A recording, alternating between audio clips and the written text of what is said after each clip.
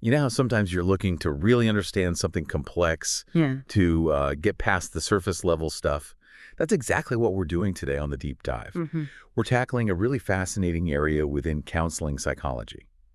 The whole idea of expertise. We all kind of assume, right, that experience helping others just leads to better judgment. But we're going to explore a potentially surprising question. Does the research actually back that up? Yeah. Specifically, we'll be diving into a study from 1997 that took a hard look at clinical judgment in this field. Exactly. And it's not about whether counseling itself helps. I mean, the evidence for that is pretty strong, really. Instead, we're zeroing in on whether, years of practice automatically translate into some kind of demonstrably superior ability to make accurate clinical judgments. Okay. So we'll start by establishing what we even mean by expertise, then maybe look at what cognitive traits tend to mark experts in various fields, and then we'll get into the, well, often unexpected findings regarding expertise in counseling psychology. And why it might be tricky to gain that expertise. And also consider why becoming the expert in this particular area might present some unique challenges. Yeah. Okay, let's unpack this then. Yeah. When we talk about expertise, what's the working definition we should keep in mind? The 1997 study uses a really solid one, I thought. Mm. Expertise is the ability acquired by practice and experience to perform qualitatively well in a particular task domain. Yeah, So like 3 key parts there. You need the practice, you need the that's experience. right. The time spent. But crucially, it's about the quality of what's being done. That's right. And in counseling psychology, the common assumption is just, well, with more time and practice, the quality of clinical judgment naturally improves. It feels logical, doesn't it? Totally. More years with clients, sharper insights, seems obvious. It does, but it's really vital to remember that definition emphasizes qualitatively well. So it's not just about seeing more clients or doing things faster. It's about the reasoning and the outcomes being demonstrably, better. And it's also important, right, that expertise in one thing doesn't automatically make you an expert elsewhere. That domain-specific idea. Oh, absolutely. Domain-specific expertise. Someone could be, say, a top researcher on depression, but that doesn't guarantee they're an exceptional clinician. Yeah. Our focus today is squarely on that domain of clinical practice, and at its core is clinical judgment. Okay. Now, if we look at fields outside counseling, think about, I don't know, chess masters or experienced software engineers, maybe even seasoned medical diagnosticians. Research has found some pretty consistent cognitive patterns that tend to separate the experts from the novices. This is interesting. So experts in lots of fields tend to put more time in up front, just really grasping the problem before jumping to solve it. Yes, exactly. They also typically have a much larger base of knowledge, and this is key, that knowledge isn't just a big pile of facts, it's organized, it's structured in a much more interconnected and efficient way. Which lets them see patterns. It lets them see broad, meaningful patterns that someone new or a novice would likely just miss entirely. Okay. And because that knowledge is so well structured, a lot of their processing becomes more automatic. They don't have to consciously struggle over every little step. They can process info faster, with less mental strain. Right. Experts also usually have superior memory, but specifically within their area of expertise, and they tend to represent problems at a deeper, more conceptual level. And finally, they're usually better at monitoring their own thinking. Self-awareness. Okay, that all makes a lot of sense. You'd definitely expect that more seasoned counselors would develop at least some of these cognitive edges compared to people just starting out. You would. But, and this is a really interesting twist you mentioned, that the research highlights, sometimes experts in various fields can actually perform worse than people with less experience. How does that happen? Well, it's kind of counterintuitive, isn't it? What makes this noteworthy is that expertise can sometimes lead to a kind of inflexibility. When faced with new situations, or maybe information that contradicts their established ways of thinking, experts might actually find it harder to adapt. Or, sometimes, surprisingly, they might struggle to access really basic fundamental knowledge because their expertise has led them down these more complex, automated thought pathways. Okay, so their own expertise trips them up sometimes. It can, and this is particularly relevant in clinical work, which we often describe as dealing with ill-structured problems. Ill-structured, meaning not like a math problem. Exactly. Think of solving 2 plus 2. There's a defined problem, clear rules, one right answer. Clinical judgment. Well, it rarely has that kind of clarity. There aren't always clear-cut rules or single correct answers. Gotcha. Okay, so we have this general picture of expertise. Now let's focus specifically on counseling psychology. Mhm. And this is where that 1997 study presents, well, a pretty unexpected finding. Hmm. The main point, and it's something that might make you pause a bit, is that despite counseling being effective overall, the research suggests that more training and experience in counseling psychology do not consistently lead to greater accuracy in clinical judgments and decisions. That's the real core insight that kind of challenges our assumptions, isn't it? Yeah, it really does. We just naturally tend to equate more time in the field with better judgment, but the research, well, it raises some serious questions about that link. So why? To understand why this might be, the author of the study uses a framework looking at, what, three things: cognitive structures, processes, and products. That's right. Cognitive structures, cognitive processes, and cognitive products. Think of structures as the underlying mental frameworks, the beliefs, the knowledge counselors hold about themselves, clients, psychological issues. These really shape how they see and interpret things. Okay, the foundation. Then cognitive processes are how they use those structures to think through new information and make judgments. Exactly. It's the how of their thinking. And cognitive products are just the end result, the diagnoses, the decisions, The tangible outcomes, yeah. the actual judgments, diagnoses, treatment plans that come out of those structures and processes. And the crucial takeaway here is, if a counselor's underlying cognitive structures are biased or maybe inaccurate in some way, well, that could easily lead to flawed cognitive processes and ultimately to less accurate clinical judgments. Right.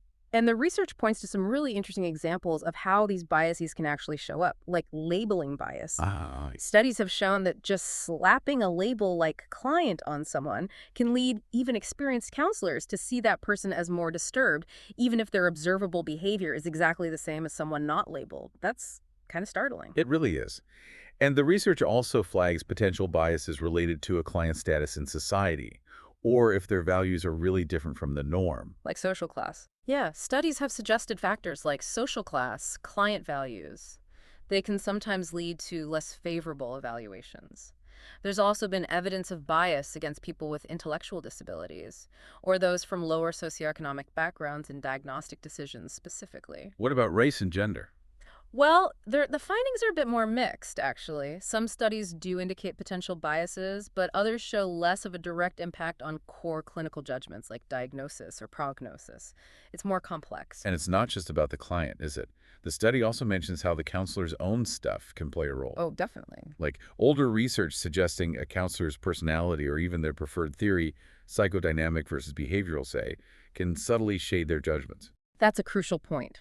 For instance, someone leaning psychodynamic might interpret a client's behavior totally differently than someone using a behavioral approach. And this might not just be their training, but also maybe linked to their own inherent way of explaining things, their attributional style, our own perspectives, shaped by our experiences and beliefs, act like filters. Filters, yeah. And this leads us to the impact of the cognitive processes, those mental shortcuts and potential biases that can trip up even really experienced professionals. Right. Like we're talking about confirmatory bias, aren't we? That tendency to look for stuff that confirms what we already think. Exactly. And maybe downplay or even ignore info that doesn't fit our initial idea about a client. It's a very human thing to do. And hindsight bias, too, where after you know the outcome, you think, oh, yeah, I saw that coming. Precisely. After we know how a case turned out, we tend to believe that outcome was way more predictable than it actually felt at the time. And this can really skew how we look back at the evidence we had, maybe making us overemphasize the bits that align with what happened. Okay. And then there's the anchoring and adjustment heuristic. That sounds a bit technical. It does, but the idea is pretty simple, really. It's when we latch on to the first piece of information, we get the anchor, and then we don't adjust our thinking enough later on, even when new information comes in that might point in a different direction. So first impressions really stick.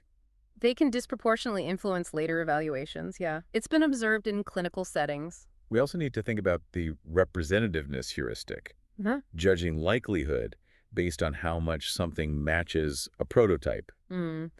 So a counselor might be quicker to give a certain diagnosis if a client's symptoms really seem to fit the textbook picture, even if they're overlooking other important factors that don't quite fit. Using potentially invalid predictors, essentially. Potentially, yes. And a really important one is ignoring base rates, the actual frequency of diagnoses or events in the population. Right. How common or rare something actually is. Counselors, like most people, can sometimes fail to factor that in properly, which can mess up predictions.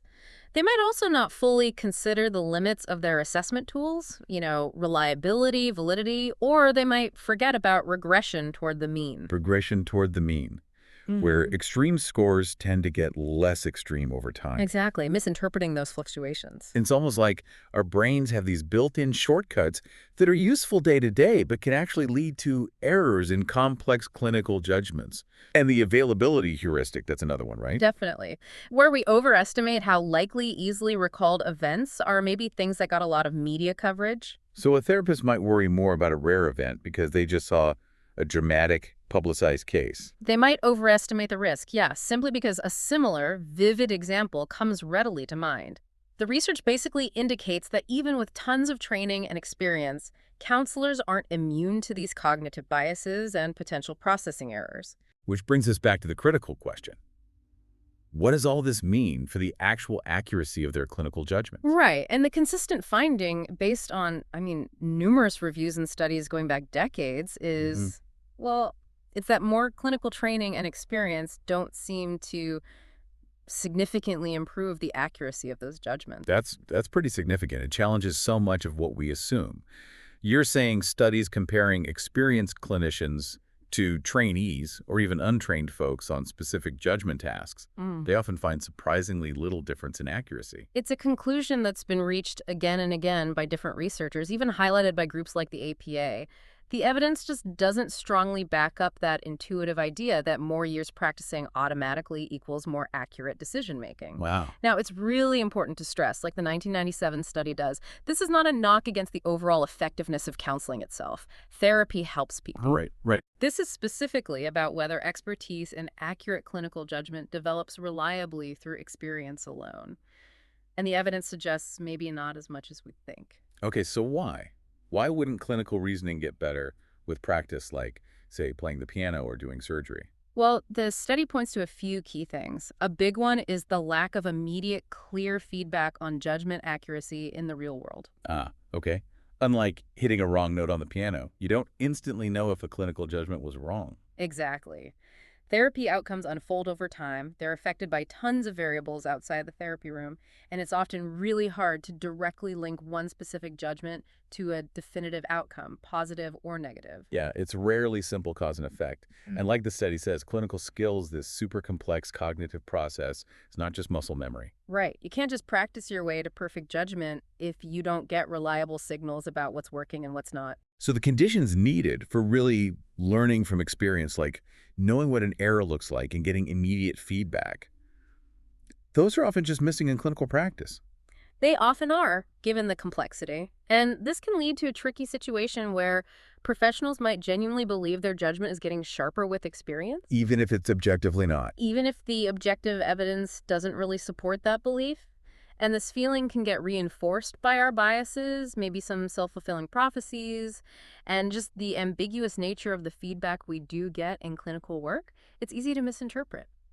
This is really making me think. So if clinical judgment isn't this well-structured problem with clear right-wrong answers, how should we think about it? The study brought up ill-structured problems. Yeah. What makes them different? Well, think about it. Unlike a puzzle with fixed pieces and one solution, clinical problems usually don't have a clearly defined set of steps to follow. The boundaries of the problem itself can be kind of fuzzy. Yeah. And there isn't usually one single, universally agreed upon right solution or outcome. Like, what's a truly helpful intervention? How do you even define the scope of a client's issues? What counts as success in therapy? These are often open to interpretation. Totally. So it's less about finding the answer and more about navigating this complex, uncertain landscape. Precisely.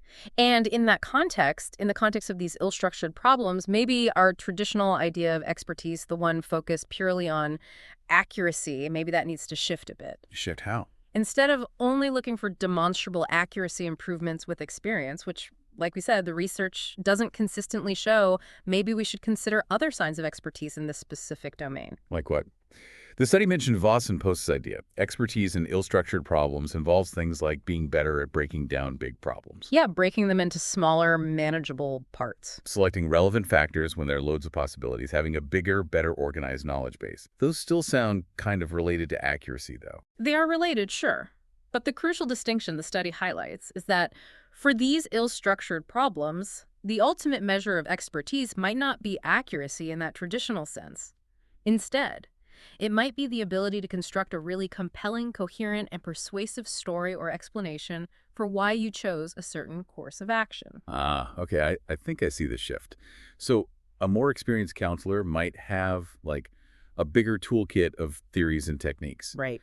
And they might just be better at arguing for their approach and Yeah. justifying their reasoning, even if that reasoning isn't necessarily leading to objectively more accurate judgments every single time. Exactly. The study even touches on research suggesting experienced counselors tend to have greater confidence in their judgments, Even if the confidence doesn't match accuracy. even if that confidence isn't always correlated with improved accuracy. Yeah. So when we look at clinical judgment as tackling an ill-structured problem, maybe expertise in counseling is better characterized by that clinical certainty, that Mhm. ability to provide well-reasoned justifications for decisions, rather than purely by hitting some objective accuracy benchmark that might be impossible to measure anyway. Okay, so let's try and pull this all together. We've explored this really interesting tension. Counseling works, it's effective. Mm-hmm. But the research doesn't strongly support the idea that just getting more training and experience reliably makes counselors experts in making more accurate clinical judgments. Right. However, if we shift our view and see clinical judgment as navigating these messy, complex, ill-structured problems, well, then maybe expertise in this field is more about a counselor's skill in navigating that complexity and building a strong, persuasive case for their clinical decisions. That's the central nuance we've kind of unpacked today, isn't it? It gives us a more intricate way to think about what it means to be an expert in a helping profession where the problems are rarely simple or clear-cut. So here's a final point then, something to really chew on. Given all these insights, what does this mean for how we train and evaluate counselors? Should the main focus shift away from just chasing correct judgments, which might often be elusive anyway, and maybe put more weight on developing skills in critical thinking, really fostering a deep awareness of our own biases, Yeah, and the ability to clearly articulate. and justify clinical reasoning, especially when faced with these complex, ambiguous client situations? It feels like this deep dive offers a more, I don't know, realistic and maybe ultimately more valuable way to think about expertise in this really vital field.